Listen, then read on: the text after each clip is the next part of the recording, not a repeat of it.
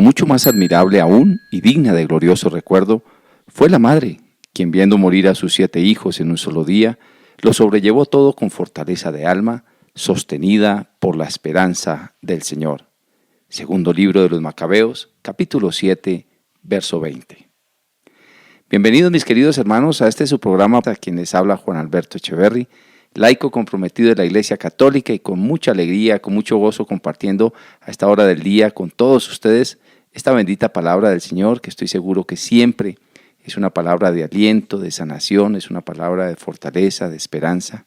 En fin, todo lo que la bendita palabra de Dios nos regala siempre es para nuestro mayor bien. Y hoy vamos a hablar de un tema bien especial que estoy seguro que a muchos nos toca, porque la verdad es que todo ser humano en este mundo de alguna manera tiene momentos de sufrimiento.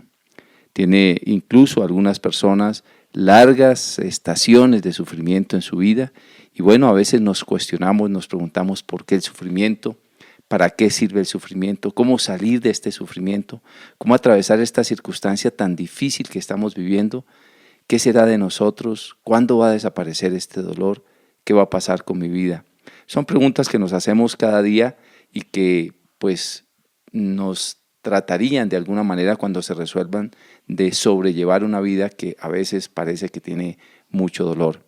Sé que hay personas que están escuchando hasta ahora este programa y que muchos de ellos quizá estén viviendo sufrimientos difíciles con sus hijos, con sus esposos, sus esposas, con su trabajo, una situación económica muy difícil o tal vez una enfermedad penosa, quizá dolores bastante fuertes en su vida o circunstancias de cárcel, de qué sé yo, problemas de familia.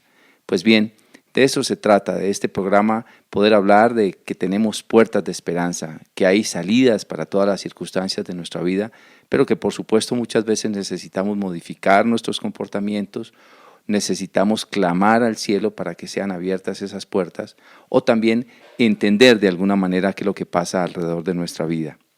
Vamos entonces a compartir hoy cuál es la raíz del sufrimiento.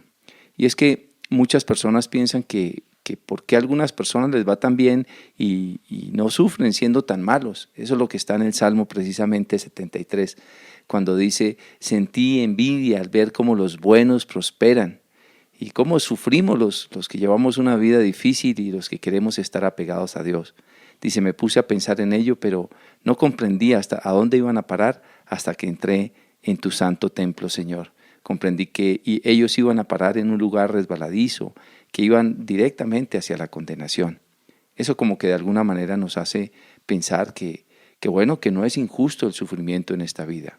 Que haya injusticia en esta vida, claro que sí, pero la justicia divina siempre va a salir al encuentro del hombre. Eso quiero que lo tengas presente en tu vida, siempre va a salir al encuentro del hombre. Hay una también dualidad que tiene el ser humano, y es que comentan a veces, ¿y por qué si Dios existe, por qué sufre tanto el hombre? ¿Por qué si Dios es bueno nacen los niños con cáncer? ¿Por qué si Dios es bueno deja que personas sean violadas, abusadas, golpeadas, robadas? ¿Por qué? ¿Por qué si Dios es bueno, entonces permite tantas injusticias en la vida? Pues quiero decirte que aquí hay algo absolutamente claro, y es que nosotros estamos en la naturaleza humana caída, y esto al parecer mucha gente no lo tiene claro o no lo entiende. Y es muy importante que sepamos que esto de la naturaleza humana caída es la que nos lleva precisamente al sufrimiento. Así las cosas, hay 2 tipos de sufrimientos. El primero es el sufrimiento natural, que es el producido precisamente por la caída.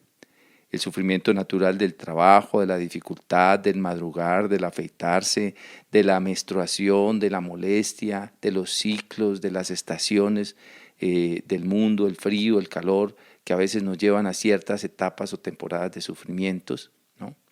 Incluso alguna parte de la pobreza económica y del malestar económico viene también de ese sufrimiento natural. Y cuando digo natural, vuelvo a repetir, es por la caída del ser humano. Recordemos que el hombre fue hecho para que viviera eternamente, nos lo dice también el libro de la sabiduría. El hombre fue hecho para que viviera eternamente y para que no se enfermara. Pero por causa de la envidia del demonio y por el pecado del ser humano cae Y por supuesto con Él cae toda la naturaleza y por eso se nos hace difícil enfrentar tantas cosas en nuestra vida. Hay una naturaleza caída que ahora pues ya no está produciendo permanentemente un bienestar, sino que tiene ciclos también. Imagínate si nos ponemos a pensar en esos paisajes maravillosos que a veces vemos, bellos, que nos despiertan, amaneceres, el campo, el agua, los lagos, tantas cosas que nosotros vemos a nuestro alrededor con los que nos gozamos y decimos, esto es un paraíso, qué hermosura, la creación es bellísima. Sí, claro, la creación es bella, pero ¿qué sería de la creación si no hubiera caído? Imagínate, sería una cosa absolutamente más hermosa. Los árboles no tendrían hojas muertas, no teníamos ni calores ni fríos extremos, no tendríamos maleza que nace por ahí en algunos cultivos, los frutos que comeríamos todos serían perfectos, el ser humano sería perfecto, el sol, las estrellas, todo sería absolutamente hermoso y perfecto, generando un bienestar permanente en el ser humano. Por eso la caída fue un desastre para la naturaleza humana y para la creación en general. Fue un desastre esa desobediencia para el ser humano y eso parece que no lo entendemos a veces. Pero claro, como del pecado queda una inclinación, entonces hay otro tipo de sufrimiento, que es el segundo sufrimiento al que nos vamos a referir, que es el sufrimiento preternatural. Es el sufrimiento del cual se aprovecha el demonio para herir a otras personas. Vamos a poner un ejemplo más claro de esto. Una persona, por ejemplo, que tiene la inclinación por la caída del pecado de la desobediencia a robar o quizá a mentir. Comienza a mentir, luego tiene que tapar esa mentira y el espíritu del mal lo inspira para que de alguna manera entonces caiga en la soberbia y cayendo en la soberbia al no poder tapar ya una mentira, entonces tiene que matar o tiene que robar. Y ese tipo de sufrimiento del matar o del robar, pues es un sufrimiento que llamamos preternatural. Ese sufrimiento no fue producto solamente de la caída, es un sufrimiento que está inspirado por el demonio permanentemente. Cuando una persona le quita la vida a un joven por robarle un celular, cuando una persona toma la decisión de agredir a su esposo o a su esposa, de matarla, de dañar a sus hijos, ya no es un sufrimiento producto de la caída natural que tenemos, sino que es un sufrimiento inspirado por el mal. Este es el sufrimiento preternatural, y preternatural porque se refiere a la naturaleza humana caída. Esto es bien importante porque contra este sufrimiento es contra el que el ser humano sí debería luchar permanentemente para evitarlo. ¿Quién ha dicho que Dios quiere que maten a una persona? ¿Quién ha dicho que Dios quiere una violación? ¿Quién ha dicho que Dios quiere que una persona muera por una sobredosis? ¿Quién ha dicho que Dios quiere un accidente en la carretera por una imprudencia con el alcohol o por una imprudencia en la velocidad? Eso no lo quiere Dios. Entonces las personas a veces se preguntan, bueno, ¿y por qué Dios permite este sufrimiento? Pues hombre, es sencillamente ese sufrimiento producido porque el mal te inspiró a malutilizar el automóvil o a malutilizar las cosas, generaste un accidente de grandes proporciones y tú con tu soberbia pues llevaste a sufrir a muchas otras personas porque fuiste inspirado por el mal. No tuviste la capacidad de gobernar tus inclinaciones y tus pasiones. Ese sufrimiento no lo quería Dios. Las personas con mucha frecuencia me preguntan, Juan, ¿y entonces Dios quería esa muerte o no la quería? Por supuesto que Dios no quiere algunas muertes, o diría no quiere la mayoría de las muertes. De hecho, Dios no quería la muerte para el ser humano. Pero, de todas maneras, hay muertes, por ejemplo, prematuras por, digamos, vicios, excesos de velocidad, excesos de alcohol, accidentes de alguna manera culposos que pues pudimos haber evitado. Esa muerte no la quería Dios, porque Dios le ha regalado a las personas de alguna manera 80 o 90 años de vida durante esta caída que tenemos, el sufrimiento natural, para que la persona viva y viva medianamente en buenas condiciones. Pero vuelvo a repetir, desafortunadamente ese sufrimiento preternatural nos lleva a ir reduciendo nuestros años de vida, pero no solamente ir reduciendo nuestros años de vida, sino también gestando en otras personas a veces que se acorte el tiempo que Dios tenía de la vida para esas personas. Y por eso es el sufrimiento. ¿Acaso Dios quisiera que los pobres sufrieran, que hubiera injusticia económica? Por supuesto que no, Dios no quiere eso. Dios es un Dios de amor, Dios es un Dios de justicia. El Espíritu Santo inspira a las personas a compartir, a darle a los demás, a amar, a perdonar, a caminar, a trabajar, a alegrarse, a disfrutar, a ser generosos, compasivos y misericordiosos. Eso es lo que inspira a Dios. El resto lo inspira el mal. El egoísmo, la injusticia social, todo eso lo inspira el mal y a eso es a lo que nosotros nos referimos como el sufrimiento preternatural. Pero hay muchísimo más de dónde nació esta idea del sufrimiento natural y el sufrimiento preternatural y cómo manejarlo en tu vida y sobre todo, qué regalos trae el sufrimiento, qué valores trae, cómo nos ayuda y cómo lo podemos sobrellevar en nuestra vida para que podamos ser unas personas verdaderamente equilibradas, sensatas y felices. El sufrimiento natural tiene que ver precisamente con la dificultad del trabajo, con todo lo que nos cuesta levantarnos, morir a la pereza, los cambios estacionales, el frío, el calor, la menstruación, el tenerse que estar afeitando cada rato, en fin, esos son sufrimientos naturales que fueron consecuencia de la caída. Pero el preternatural es aquel que es inducido por el demonio aprovechándose de nuestras debilidades, de nuestras heridas para dañar a otros seres humanos. Bueno, pues así las cosas. Vamos a leer este texto que está en Romanos en el capítulo 5, verso 12. Dice, así pues, por medio de un solo hombre entró el pecado en el mundo, y por el pecado entró la muerte. Y así la muerte pasó a todos, porque todos pecaron. En Romanos 5:21 dice, y así como el pecado reinó trayendo la muerte, así también la bondad de Dios reinó, haciéndonos justos y dándonos vida eterna mediante nuestro Señor Jesucristo. Es palabra de Dios, te alabamos, Señor. Pues bien, mis queridos hermanos, vemos aquí cómo efectivamente por la caída de un hombre pasó el sufrimiento a toda la naturaleza. Pero como también, por gracia de Dios, nuestro Señor Jesucristo nos rescata de esa muerte eterna.